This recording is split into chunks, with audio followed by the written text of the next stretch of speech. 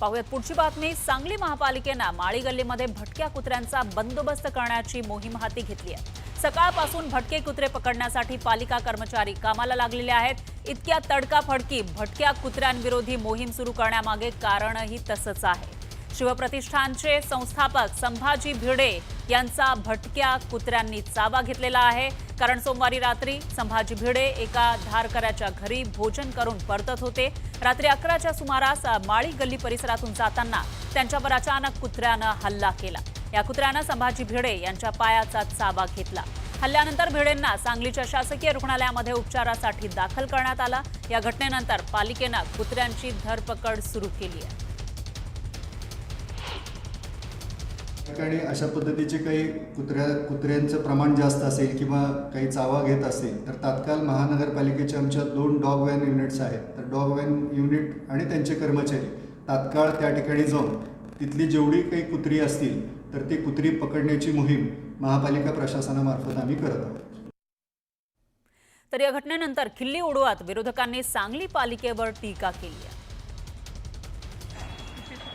माझ्या शहरातील कुत्रे खूप वाढले।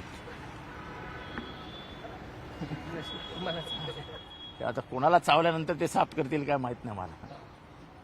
म्हणजे कुत्रा कोणाला चावल्याशिवाय आणि तोही महत्वाच्या माणसाला चावल्याशिवाय कुत्रे काय उचलले जात नाहीत। आता महत्वाच्या माणसाला ते चावावेत असे आपण देवाकडे प्रार्थना करूया, म्हणजे सर्वसामान्यांना न्याय मिळेल। या सरकारमध्ये कुत्राही मोठ्याला चावला तर पकडला जातो। या सरकारचा म्हणजे कार्य करण्याची पद्धत चांगली आहे। तर दुसरीकडे विजय वडेट्टीवार यांनी या प्रकरणामध्ये थेट SIT चौकशीची मागणी केली आहे। कुठला कुत्रा शोधत आहेत पोलीस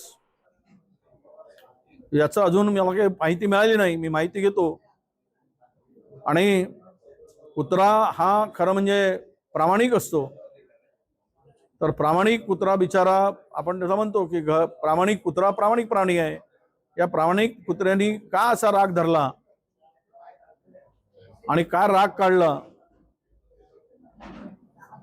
याचा या संदर्भात खरं तर SIT वगैरे लावून चौकशी केली पाहिजे। तर संभाजी भिडे यांना कुत्रा चावलेला आहे आणि त्यानंतर आता विरोधकांनी SIT चौकशीची मागणी केल्याचं दिसतंय। तर दुसरीकडे सांगली महापालिकेनं भटक्या कुत्र्यांविरोधात मोहीम सुरू केलेली आहे आणि त्याचबरोबर राजकीय वर्तुळातून वेगवेगळ्या प्रतिक्रियाही आता समोर येत आहेत। काल रात्री भेडीमुलींच्या अंगावर एका कुत्र्यानं पायाला चावा घेतला। थोडंसं लागलेलं आहे मुलींच्या पायाला।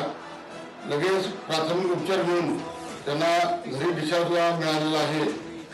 आणि आज वेगवेगळ्या मीडियावर वेगवेगळ्या विषय गाजत आहे। त्याच्यावर हल्ला झाला, अडून झाला, दम झाला अशा कोणत्याही प्रकारे घटना घडली नाही आहे। अगदी कमी स्वरूपात कुत्र्यानं चावा घेतलेला आहे, त्याच्यावर उपचार झालेला आहे आणि मुली अतिशय सुखरूप आहेत। आज सकाळी व्यायाम केलेले आहेत आणि दैनंदिन रुटीन त्यांचं चाललेलं आहे। त्यामुळे कुठल्याही धारकऱ्याने कुठल्याही अफवेवर विश्वास ठेवू नये। श्री